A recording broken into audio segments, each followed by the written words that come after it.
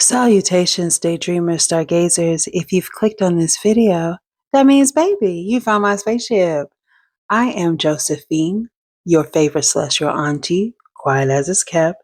In honor of the beautiful women of color who've come before us humbly, I open my vessel.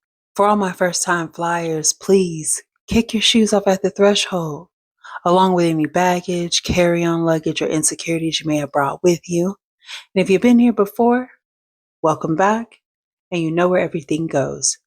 While everyone's getting settled in, bit of housekeeping, please make sure that you have your notification bell tapped for future flight plans. You like and comment below how TT is out here whipping this ship. Also, you'll notice that this is another voiceover. Today's visuals are from when we went to Universal Soul Circus when they touched down here in Dallas. Baby, we had a time.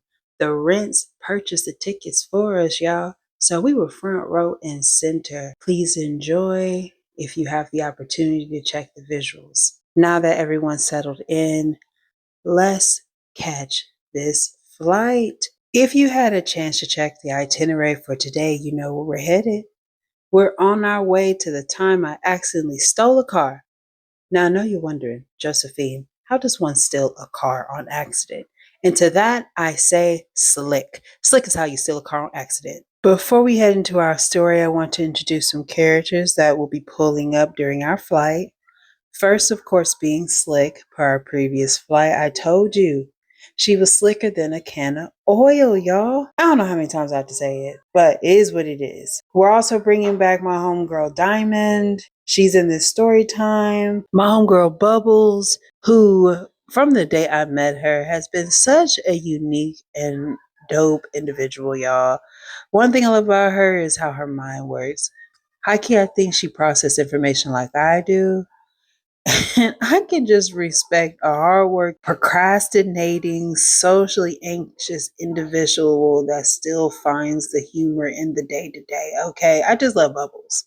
Such an awesome person. This next individual, we're going to call her a mutual acquaintance. Her name is Chica. I say this because originally we were friends, but I tell you, but after a scoop of controversial statements she made, talking about she wish she was with the pretty popular people, baby, to get away from my ugly tail. You know what I'm saying? But I digress. We were all in debate together. Henceforth, she's in this story time. And no tea, no shade. I'm pretty sure she's doing well for herself in life. Moving on. There's also Miss Hummingbird, my debate teacher. She does make a cameo. There are other people. I'll add them on the way. Really don't want to give too many names off the bat, but those are your main characters for our story today. So check it out. The day of the incident was supposed to be the setup for the best weekend of my life, y'all. Out the gate, the planets had aligned perfectly for this to be my weekend. Let me explain. I had a debate tournament. It fell on a B day. This meant my last period was a free period. I had an hour and a half to just do me, baby. After the tournament, I was going to Diamond's house for a sleepover.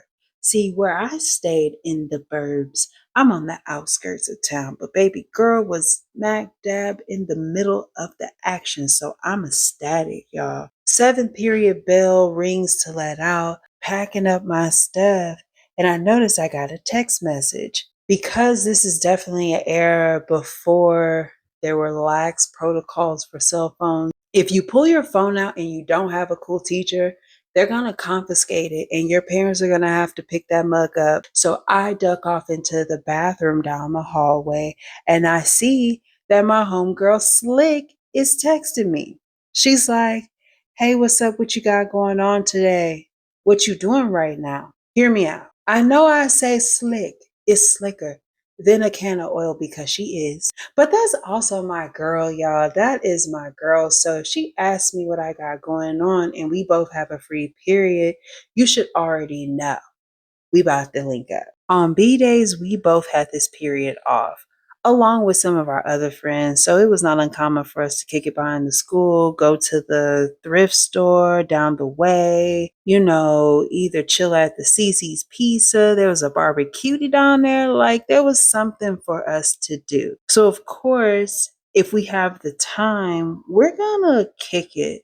And we're going to kick it for that entire hour and a half before we have to go back to the buses or walk home. You know what I'm talking about? She asked me what I had going on, and I reminded her of my debate tournament. Made sure I stress whatever we do, I got to be back when the bell lets out because we have to head to the other school. Now, something to note, a couple weeks prior to this, I've been running my mouth about how my parents were letting me drive. They let me go up and down the dirt roads and the parking lots, all up and through our neighborhoods. So when I say I was a driving fool, I was a driving fool. You hear me? But I should have known. I should have kept my mouth shut because, like a promise kept, Slick hit me with the, hey, you trying to run errands with me. Now, let's identify this as the first red flag. One, answering the phone for Slick for anything is a potential red flag. Well, I mean, at least it's a pink flag. And like a promise kept without so much as an inquiry, I'm like, okay, where we're going. Now, mind you, we don't have a car. If you know any upperclassmen or anybody who parents got that dough, then there might be a car in the mix. But for majority of us, we was busting that pavement. You know what I'm saying? So originally I'm thinking, okay, she must have found somebody for us to roll around with. But I digress. Remember, I have an hour and a half before I have to be out front of the school and ready to head to this tournament. It takes us a smooth 15 minutes just to link up halfway. I can't stress enough how big this campus is. Now, we're not talking specifics because we're not in front of each other and I'm not pulling my phone out. So I have to walk from the far left side of the school all the way across the campus, exit out the school, go across the parking lot. And at the end of the parking lot is where we're meeting halfway because she's on the other end of the athletics compound and she had to walk all the way from over there to where I am. And that was the midpoint. So by the time that we pull up to each other, she is just giddy. She walks up to me and like, hey girl, I got keys. My homie gave me the keys to his car, said I can run some errands. Do you want to ride with me? Now, let's stop here. This is a red flag and it's number 2. Because I should have been asking who this friend was, how he let you drive and you ain't got no license. I don't have a license. For him to drive, obviously he has some sort of permit. So what's really tea? These are things I should have been asking y'all. You see how I said these are things I should have been asking? None of that was had. And to be honest, it really didn't take much convincing because of all the jabberjawing I was doing the prior weeks. Whatever she said, it had to be enough to string me into this situation because we're walking up to the whip. We are getting in, and by the time I put the key in the ignition, y'all, we are under an hour. So just for perspective's sake, let's say we got 56 minutes before I have to be back. Once we pull out of that parking lot and I see the high school in my rear view mirror, baby, we are full blown joy riding. Okay, we out of here. And you know how it goes. 15 minutes pass by, 20 minutes, 30. Once we hit 40 minutes, I still have to get back to the school. And I have to be there around the time that the school lets out. I look at the time, I got 15 minutes to get back. But based on where I see we're at, I got a smooth 20 to 22 minutes before I can make it back solid. And I'm thinking to myself, okay, that's right when the bell lets out. I should be good. As long as I get there, I can gather all my stuff, get my mind right, and then just head over to our ride. So I'm like, boom, let me bust this U-turn. And I'm like, focus now. I'm not going to say I was zipping through traffic on the main streets. And I'm not going to say that I was pulling all up through the neighborhoods, not stopping at stop signs. I'm not going to say I did any of that. What I am going to say is pedal to the metal, baby, we out. Now, at this point, I feel that we are scot free. Once I bend out of this neighborhood, I have to cross the median, hit this left, go down the street all the way to the light, bust this right, and then I'll be pulling up on the side of the school. Like, that's what I'm thinking in my mind. Like, all I got to do is. I start to pull out and I notice the car that's in the lane that I'm going to turn into, or in my mind, cross over to get in the far right hand lane. He sees me, and instead of, I don't know, I want to say instead of changing lanes, like getting over a lane, he was far back enough to where if I would have pulled out and crossed the median and came out, I would have did that before he crossed me. As I'm pulling across the median, he speeds up noticeably. I hit his back door on his driver's side. Now, y'all, let me repeat that. Right when it's time for me to cross that median, turn onto the street so I can get over to the far right hand lane, y'all, I hit this man back panel in a car that does not belong to me when I myself ain't even got no driver's license and I wasn't even supposed to be doing none of this, is exactly what happens. So obviously I have to stop. He stopped. He's already getting out the car. Why?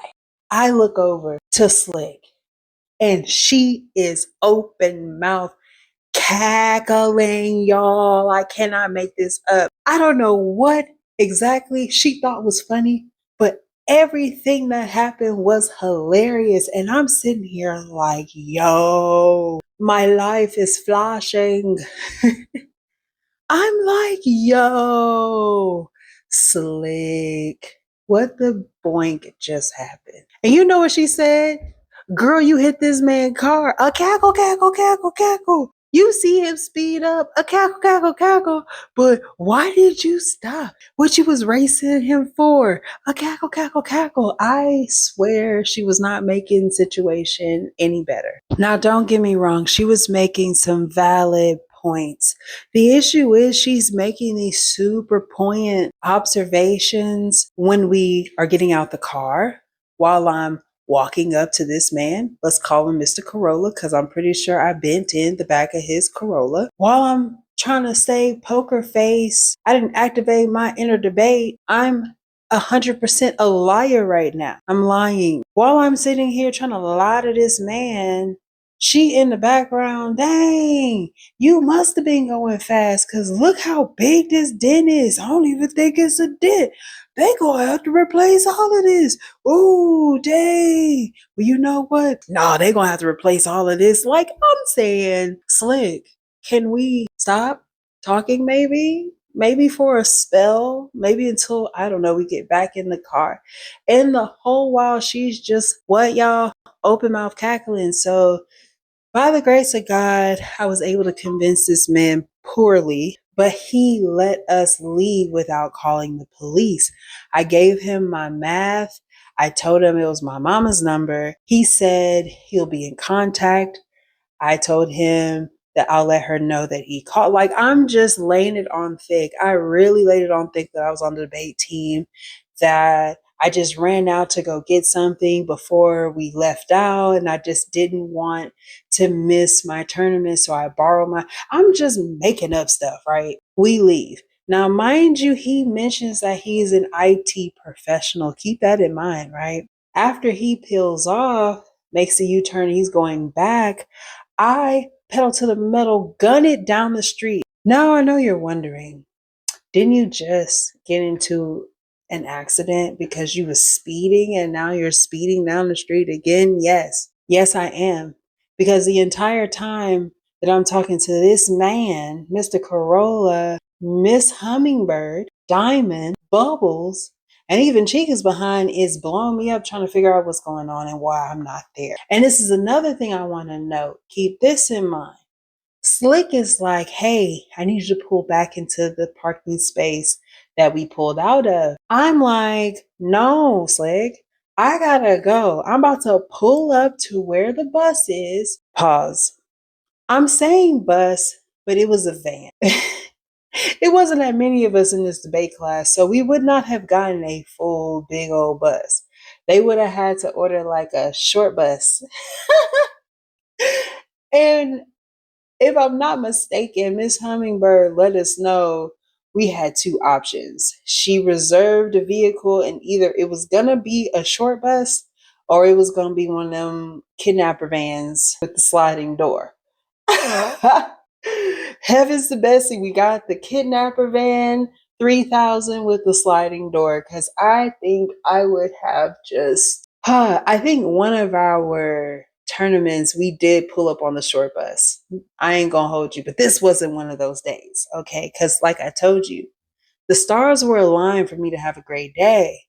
So we didn't get the short bus. And she's like, you need to park in the same spot. Now, Slick, I gotta go. She's like, no, bro, I'm not driving this car. That's why I got you to drive it. I just need you to park it back where we left at. I have to. Like, it has to be exactly where I left it. Keep that in mind, y'all. I'm like, okay, whatever. So I whip in, I grab all my stuff, and I high knee over to where Miss Hummingbird and everybody was waiting. Once I am in eye line of everyone, they can see me. I'm getting berated with, where have you been? Are you okay? Miss Hummingbird's asking. Her brow is furrowed. I'm like, yeah, I'm sorry. I got caught up. My only saving grace is that we had to wait on another member to get out of band, and he walked in a little before I did. So we load the van up. And I try to whisper to Bubbles and the others about what happened. And I'm telling you, their eyes go wide. I got to keep this facade intact, because if I don't, I'm going to freak out. On the way to the tournament and all up and through the entire tournament, Mr. Corolla is blowing my phone down. Each of his messages are just a reminder how reckless I just was. Now, mind you, when Mr. Corolla hit me up, he would say stuff like, hey, after work, I'm heading to the auto shop. Hey, I made it to the auto shop. I'm waiting for the quote. They're quoting me $2,500. You know, I need your insurance information. I spoke with your daughter. We need to link up. I'm afraid if I don't hear from you on the phone, I'm gonna have to go to the police. Like, he is just going and laid it on thick. No small feat. I did make it to the final round. It ended up placing third.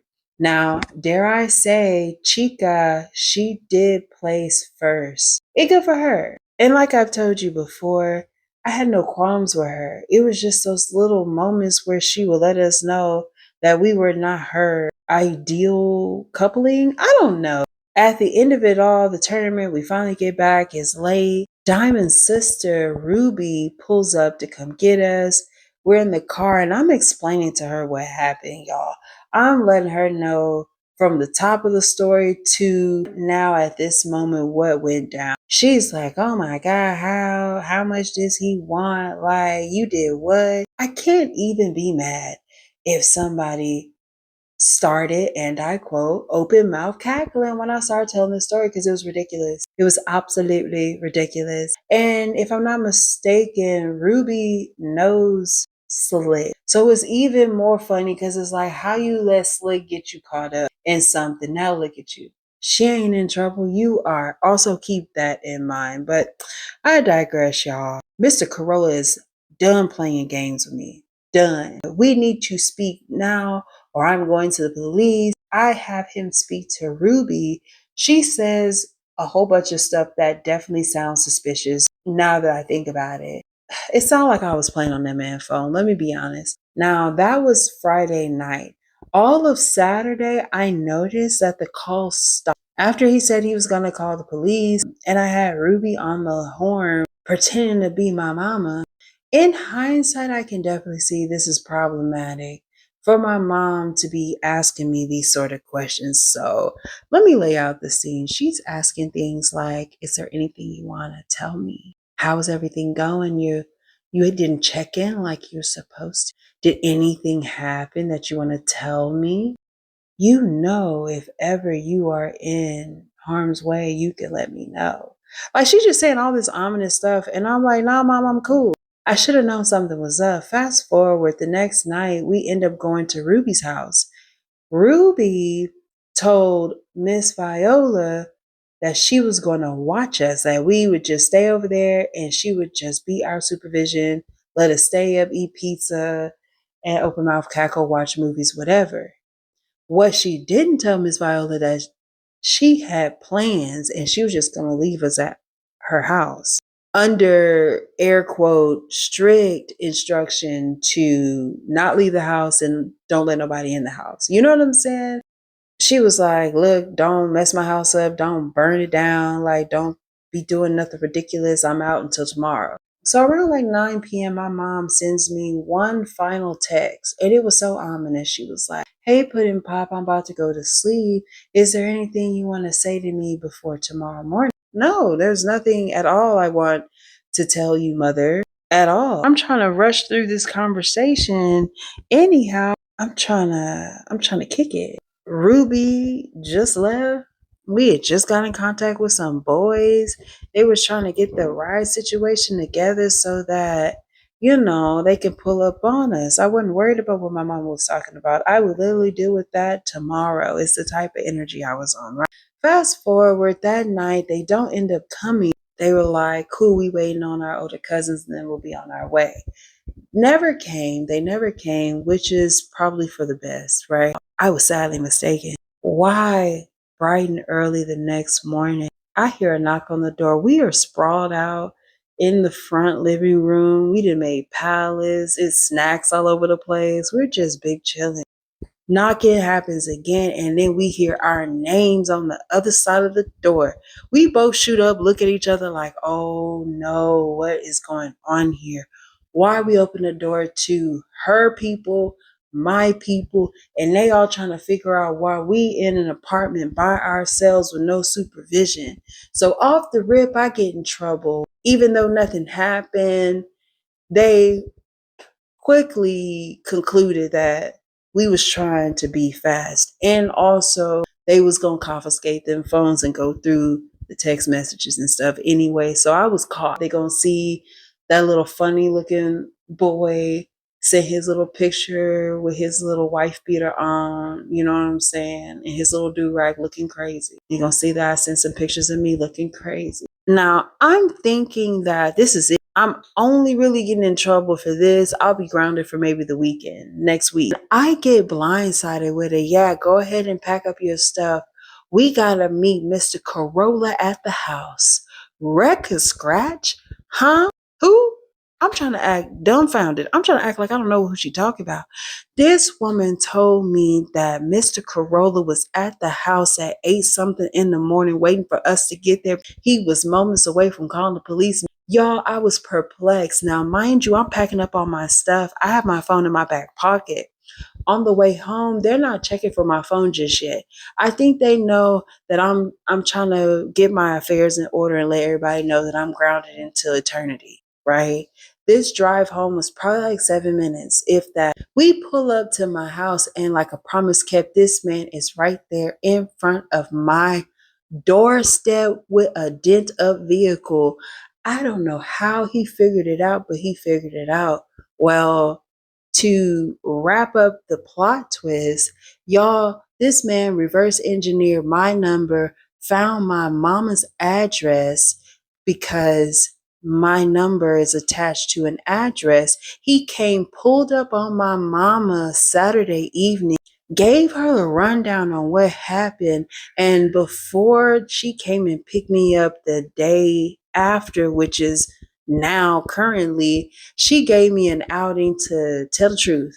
If I would have said something in that moment, I probably would have got still in trouble, but it would have hit different. Y'all, long story long, with everything, we owed that man over $2,500. My mom and them paid him how they paid him, and he promised not to call the police on me. But y'all, we're at the end of the first semester, okay? We are about to go on winter break and come back to a whole new year. From this point on, y'all, I am grounded until I pay all that money back. And this is how I started working at Sonic at the tender age of 14. But hear me out. There's more. You know how I told you that when we first made plans to kick it, Slick told me that she got keys and the okay to use homeboy car. I find out once I'm grounded in the hallway, like that next week, once I'm super grounded, they take everything. They take my CD player, they take my DVD player, they take my TV. The only thing they left in that mug is my bed, some books, and the blinds, y'all. I could twist them blinds, look outside, but that's about it. So that next week, when I'm in the hallways filling everybody in on why they couldn't get in contact with me, why Slick say, y'all, damn, you got in trouble? That's wild. Yeah. I just told a man that I accidentally bumped the light post while I was in his car, because I was just in his car chilling. I wasn't using it for real. And I thought that was a very odd thing to say. For some reason, what she was saying wasn't settling with me. You know what I'm saying? I'm just like, Slick, what do you mean by that? And I just felt the inclination to ask her, Slick, did you get permission to even drive that boy car? Onto which she says, yeah, I didn't get permission to drive that boy car. A cackle, cackle, cackle. I just asked him for the keys so I can go sit in his car. A cackle, cackle, cackle. But shoo, you was talking about how much you be driving and how good you are. A cackle, cackle. So I thought, giggle, giggle, that we could just go roll around for a little bit and come back. I didn't know you was gonna hit somebody's car. A cackle, cackle, cackle. I'm talking about bent over laughing. And in that moment, I realized I am a clown. I'm a goofy. Come on now, bro, really? So yeah, I started working at the tender age of 14, and I've been working ever since. Moral of the story, y'all, if before you make plans with anyone or you agree to anything, figure out what you got going on, or you gonna end up in a predicament like I did with my homegirl Slick, who is what, y'all? Slicker than a can of oil. You already know what's up. With that being said, y'all, we are now descending back into reality. Please make sure you grab all of your things, like, comment down below how TT is out here whipping this shit. And until next time, y'all, stay safe.